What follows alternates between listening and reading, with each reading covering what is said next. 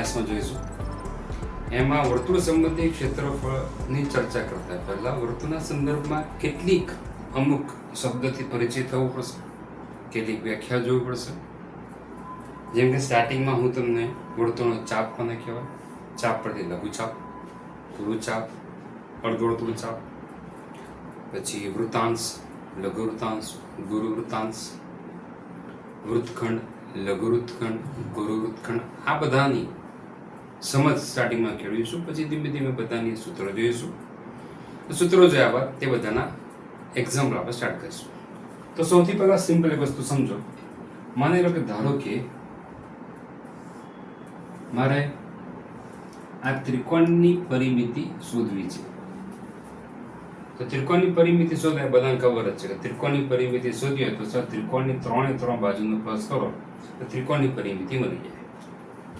તે પ્રમાણે જો મારે ચોરસની પરિમિતિ લેવી હોય તો ચોરસની ચારે ચાર બાજુનો સરવાળો શોધી કાઢો તો તમને ચોરસની પરિમિતિ મળે. તે પ્રમાણે જો તમારે લંબચોરસની પરિમિતિ લેવી હોય તો લંબચોરસની ચારે ચાર બાજુનો સરવાળો શોધી નાખો તો તમને લંબચોરસની પરિમિતિ મળે. એનો મતલબ એવો થયો કે પરિમિતિ એટલે દરેક બાજુનો સરવાળો. તો સર આ તો સર્કલ છે, સર્કલમાં એક બાજુ છે જ નહીં, તો આ સર્કલની પરિમિતિ કેના શોધી? તો મિત્રો સર્કલ માટે પરિમિતિની પરિઘ શબ્દ વાપરવામાં આવે. તો સર્કલ એટલે વર્તુળ, એની પણ પરિમિતિ મતલબ એનો પરિઘ શોધવા તો કરું છું સિમ્પલ રીતે. માની લો તમે કોઈ પણ જગ્યાએ દોરી મૂકી દીધી છે. એ દોરી ફેરવતા ફેરવતા ફેરવતા ફેરવતા ફેરવતા પાછી એની જગ્યાએ લાવો છો.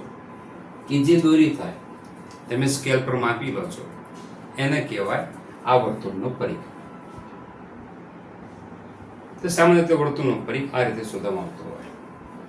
હવે એના સંદર્ભમાં ચર્ચા કરવા માટે પહેલા એક કામ કરું છું. આ વર્તુળનું કેન્દ્ર છે, કેન્દ્રમાંથી હું કોઈ વ્યાસ દોર્યો. આથી આ જે વર્તુળ છે તેના બે સરખા ભાગ થઈ ગયા. આખા ભાગના શું કહેવાય? વર્તુળનો પરિઘ. વચ્ચે વ્યાસ દોરવાથી શું થયા? વર્તુળના બે અર્ધ પરિઘ થયા. આ શબ્દ યાદ રાખજો, વર્તુળના બે અર્ધ પરિઘ થયા. ઓકે, હવે આ વર્તુળ પર ધારો કે હું કોઈ પણ બે બિંદુ P અને Q લઈ લઉં છું. તો P અને Q વચ્ચેનો આ વર્તુળનો જે કોઈ ભાગ છે તેને વર્તુળનો ચાપ કહેવામાં આવે. તો સર P અને Q વચ્ચેનો આ પણ ભાગ જ કહેવાય. હા, તેને પણ વર્તુળનો ચાપ જ કહેવામાં આવે. પણ આ જે ચાપ છે ને એ ચાપને કહેવામાં આવશે લઘુ ચાપ. તો લઘુ ચાપની વ્યાખ્યા આપી દો. તો જે બે બિંદુ વચ્ચેના ચાપની લંબાઈ, સમજો, જે બે બિંદુ વચ્ચેના ચાપની લંબાઈ કે જે વર્તુળના અડધા પરિઘ, અડધો પરિઘ થઈ ગયું, એના કરતા ઓછી હોય. અડધા પરિઘ, આ અડધો પરિઘ થઈ ગયું, એના કરતા પણ ચાપની લંબાઈ કેવી ઓછી, આનું શું કહેવામાં આવે? લઘુ ચાપ. ઓકે, તો આ જે પોર્શન કરો, અરે આ બહારનો ભાગ, અરે એટલે આ આખો ભાગ, તેને કહેવાશે ગુરુ ચાપ.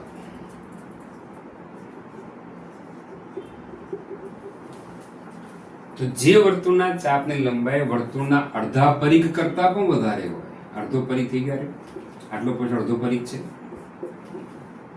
એ પણ આ અડધો પરિઘ છે. આ ચાપની લંબાઈ કે જે વર્તુળના અડધા પરિઘ કરતા પણ કેવી વધારે છે, આને શું કહેવામાં આવશે? ગુરુ ચાપ. તો અહીંયા પહેલા મેં તમને એમ કીધું ચાપ કોને કહેવાય? તો વર્તુળ પર આવેલા કોઈ પણ બે બિંદુ વચ્ચેની ચાપની લંબાઈ કે જેને વર્તુળનો ચાપ કહેવામાં આવે. પરંતુ જો એ ચાપની લંબાઈ વર્તુળના અડધા પરિઘ કરતા, અડધો પરિઘ થઈ ગયા, વર્તુળના અડધા પરિઘ કરતા પણ ઓછી હોય તો તેને લઘુ ચાપ કહેવામાં આવે. અને એ ચાપની લંબાઈ વર્તુળના અડધા પરિઘ કરતા વધારે હોય તો તેને ગુરુ ચાપ કહેવામાં આવે.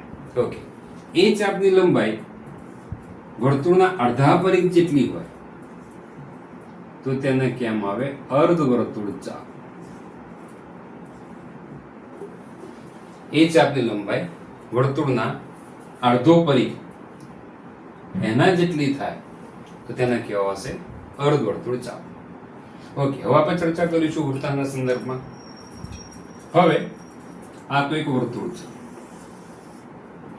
વર્તુળ પર આ તેનું કેન્દ્ર O લઈ લો, આ તેની ત્રિજ્યા લઈ લો AOA, ત્રિજ્યા OB.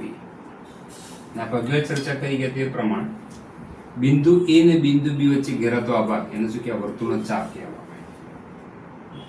તો વર્તુળની બે ત્રિજ્યા અને તે બંને વચ્ચેનો જે ચાપ છે એ બંને વચ્ચે જે ઘેરાતો ભાગ છે તેને શું કહેવામાં આવશે? વૃત્તાંશ કહેવામાં આવે છે. ફરીથી વૃત્તાંશ કોને કહેવામાં આવે? વર્તુળની ત્રિજ્યાઓ અને ચાપ વચ્ચે ઘેરાતો ભાગ તેને શું કહેવાય છે? વૃત્તાંશ છે. ફરીથી ત્રિજ્યાઓ અને ચાપ વચ્ચે, આ ચાપ છે એ બી વાળો ચાપ કહેવાય, એ બંને વચ્ચે ઘેરાતો જે ભાગ છે તેને કહેવાય વૃત્તાંશ. વૃત્તાંશ પાછળ બે પ્રકારના છે. આ જે પોર્શન તમને દેખાય છે એને કહેવાય છે લઘુ વૃત્તાંશ. તો વૃત્તાંશ આપણે કોને કીધું કે વર્તુળની બે ત્રિજ્યાઓ અને ચાપ વચ્ચે જે ઘેરાતો ભાગ છે તેને કહેવાય વૃત્તાંશ. પરંતુ બે ત્રિજ્યાઓ અને જે ચાપ છે એ ચાપ જો લઘુ ચાપ હોય તો તેને લઘુ વૃત્તાંશ કહેવામાં આવે. અને બે ત્રિજ્યાઓ અને ચાપથી ઘેરાતો ભાગ એ જે ચાપ છે એ ચાપ જો ગુરુ ચાપ હોય તો તેને કહેવાશે ગુરુ વૃત્તાંશ. ખ્યાલ આવી ગયો? વર્તુળની બે ત્રિજ્યાઓ, આ બે ત્રિજ્યાથી O અને OB ત્રિજ્યા અને ચાપ એનાથી જે ઘેરાતો ભાગ છે તેને શું કહેવાય? વૃત્તાંશ. પરંતુ બે ત્રિજ્યાઓ અને જે ચાપ છે એ ચાપ જો લઘુ ચાપ હોય તો તેને કહેવાશે લઘુ વૃત્તાંશ. તદુપરાંત એ બે ત્રિજ્યા અને ચાપથી ઘેરાતો ભાગ પરંતુ એ ચાપ જો ગુરુ ચાપ હોય તો તેને કહેવાશે ગુરુ વૃત્તાંશ. તો કુલ અત્યાર સુધી આપણે શું જોઈ ગયા? ચાપ કોને કહેવાય જોઈ ગયા? એ ચાપ પરથી લઘુ ચાપ કોને કહેવાય જોઈ ગયા? તો જે ચાપની લંબાઈ વર્તુળના અડધા પરિઘ કરતાં પણ ઓછી હોય તો તેને લઘુ ચાપ કહેવાય. ગુરુ ચાપની ચર્ચા કરી ગયા. તો જે વર્તુળના ચાપની લંબાઈ કે વર્તુળના અડધા પરિઘ કરતાં પણ વધારે હોય તો તેને ગુરુ ચાપ કહેવામાં આવે. સરસ. અર્ધવર્તુળ ચાપ કોને કહેવામાં આવે? તો જે ચાપની લંબાઈ વર્તુળના અડધા પરિઘ જેટલી હોય તો તેને અર્ધવર્તુળ ચાપ કહેવામાં આવે. પછી આપણે ચર્ચા કરી ગયા વૃત્તાંતના સંદર્ભમાં ચર્ચા. વૃત્તાંશમાં વૃત્તાંશ કોને કહેવાય? તો બે ત્રિજ્યા અને ચાપથી ઘેરાતો ભાગ એ બંને વચ્ચે જે ભાગ આવતો હોય તે. તો બે ત્રિજ્યા અને ચાપથી ઘેરાતો ભાગ તેને શું કહેવામાં આવે? વૃત્તાંશ કહેવામાં આવે. પરંતુ અહીંયા બે ત્રિજ્યા અને જે ચાપ છે એ ચાપ, આ ચાપ આપણે ખ્યાલ છે કે લઘુ ચાપ કહેવાય. તો બે ત્રિજ્યા અને ચાપથી ઘેરાતો ભાગ જો લઘુ ચાપ હોય તો તેને લઘુ વૃત્તાંશ કહેવામાં આવે. અને બે ત્રિજ્યા અને ચાપથી ઘેરાતો ભાગ જો ગુરુ ચાપ હોય, એ ચાપ જો ગુરુ ચાપ તરીકે હોય તો તેને ગુરુ વૃત્તાંશ કહેવામાં આવે. તે પ્રમાણે નેક્સ્ટ માની લો કે આ ફરતી કોઈક સર્કલ દોરું છું. અહીંયા મેં તેનું સેન્ટર ધારી લીધું O છે. ઓકે, આ તેની જીવા છે. જીવા કોને કેમ આવે? વર્તુળ પરના કોઈ પણ બે બિંદુને જોડતો રેખાખંડ તેને વર્તુળની જીવા કહેવામાં આવે. શું? વર્તુળ પરના કોઈ પણ બે બિંદુ, વર્તુળ પરના બે બિંદુને જોડતો રેખાખંડ જેને શું કહેવામાં આવે? જીવા. આપણે ચર્ચા કોની કરી છે? વૃત્તખંડ. તો વર્તુળ પરની જીવા અને ચાપની વચ્ચે, આ ચાપ છે એની વચ્ચે આ જે ઘેરાતો ભાગ છે તેને કહેવાય વૃત્તખંડ. યાદ રાખજો, વૃત્તખંડ. તેને કહેવાશે વૃત્તખંડ. ફરીથી સમજો. વર્તુળની જીવા અને ચાપ ની વચ્ચે ઘેરાતો ભાગ, એટલે આટલો ભાગ ઘેરાય છે, આટલો ભાગ, તેને શું કહેવાશે? વૃત્તખંડ કહેવામાં આવે. આની પ્રતિ વ્યાખ્યા જેમ કે વૃત્તાંશ પ્રતિ લઘુ વૃત્તાંશ જોયા, વૃત્તાંશ પ્રતિ ગુરુ વૃત્તાંશ જોયું, તે પ્રમાણે વૃત્તખંડ પરથી પણ લઘુ વૃત્તખંડ જોઈએ તો વર્તુળની જીવા અને ચાપ વચ્ચે ઘેરાતો ભાગ કે જેને વૃત્તખંડ કહેવામાં આવે. પરંતુ જો એ ચાપ લઘુ ચાપ હોય તો તેને લઘુ વૃત્તખંડ કહેવામાં આવે. તથા એ ચાપ જીવા અને ચાપથી ઘેરાતો ભાગ લા ભાગ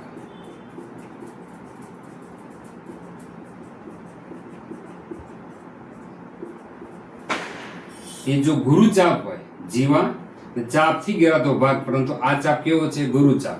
તો આનું શું કહેવામાં આવશે? ગુરુ વૃત્તખંડ.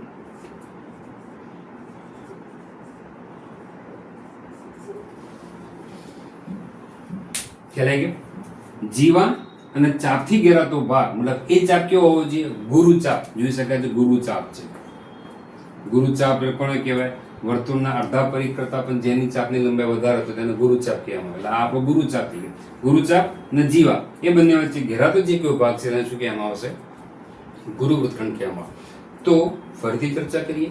પહેલા વસ્તુ જોઈ ગયા, ચાપ કોને કહેવામાં આવે છે? વર્તુળ પરના કોઈ પણ બે બિંદુ વચ્ચેનો ભાગ કે જેને વર્તુળનો ચાપ કહેવામાં આવે છે. પરંતુ એ ચાપની લંબાઈ જો વર્તુળના અડધા પરિઘ કરતા પણ ઓછી હોય તો તેને શું કહેવાય? લઘુ ચાપ. અને એ ચાપની લંબાઈ વર્તુળના અડધા પરિઘ કરતા, આ વર્તુળનો અડધો પરિઘ થઈ ગયો, વર્તુળનો અડધા પરિઘ કરતા વધારે હોય તો તેને શું કહેવામાં આવે? ગુરુ ચાપ. વર્તુળના કેન્દ્રમાંથી જ્યારે હું કોઈ વ્યાસ દોરું, આથી વર્તુળના બે સરખા ભાગ કહેવામાં આવે. એમાં આ જે ભાગ છે તેને વર્તુળનો અર્ધ પરિઘ કહેવામાં આવે. તો વર્તુળના જે ચાપની લંબાઈ કે જે વર્તુળના અર્ધ પરિઘ જેટલી હોય તો તેને શું કહેવામાં આવે? વર્તુળનો અર્ધવર્તુ ચાપ કહેવામાં આવે છે. એ પ્રમાણે ચર્ચા કરી કે વૃત્તાંશની ચર્ચા. તો વર્તુળ પરની કોઈ પણ બે ત્રિજ્યા અને ચાપથી ઘેરાતો જે કોઈ ભાગ છે તેને કહેવામાં આવશે વૃત્તાંશ. બે ત્રિજ્યા અને ચાપથી ઘેરાતો ભાગ, ચાપ બે હોઈ શકે, કાં તો લઘુ ચાપ હોઈ શકે, કાં તો ગુરુ ચાપ હોઈ શકે. અહીંયા વર્તુળની બે ત્રિજ્યા અને જે ચાપ છે એ ચાપ લઘુ ચાપ છે, માટે આ બંને વચ્ચે જે કોઈ ઘેરાયેલો ભાગ છે તેને કહેવાય લઘુ વૃત્તાંશ. એ પ્રમાણે આ બે ત્રિજ્યા અને આ તેનો ચાપ છે એટલે ગુરુ ચાપ. તો બે ત્રિજ્યા અને ચાપથી વચ્ચે ઘેરાતો ભાગ એટલે આટલો ભાગ થયો કહેવાય, તેને કહેવાય ગુરુ વૃત્તાંશ. તો વૃત્તાંશ, લઘુ વૃત્તાંશ, ગુરુ વૃત્તાંશ ચર્ચા કરી ગયા બાદ હવે વૃત્તખંડ પહેલા કોને કહેવાય? વર્તુળની જીવા અને ચાપથી ઘેરાતો જે કોઈ ભાગ છે, આ નીચેનો પણ ઘેરાતો ભાગ છે, ઉપલો પણ ઘેરાતો ભાગ છે. તો જીવા અને ચાપથી ઘેરાતો જે કોઈ ભાગ છે તેને વૃત્તખંડ કહેવામાં આવે. પરંતુ જીવા અને જે ચાપથી ઘેરાતો ભાગ, એમાં જે ચાપ જો લઘુ ચાપ હોય તો તેને લઘુ વૃત્તખંડ કહેવામાં આવે. જીવા અને ચાપથી ઘેરાતો ભાગ, પરંતુ એ ચાપ જો ગુરુ ચાપ હોય તો તેને ગુરુ વૃત્તખંડ કહેવામાં આવે છે.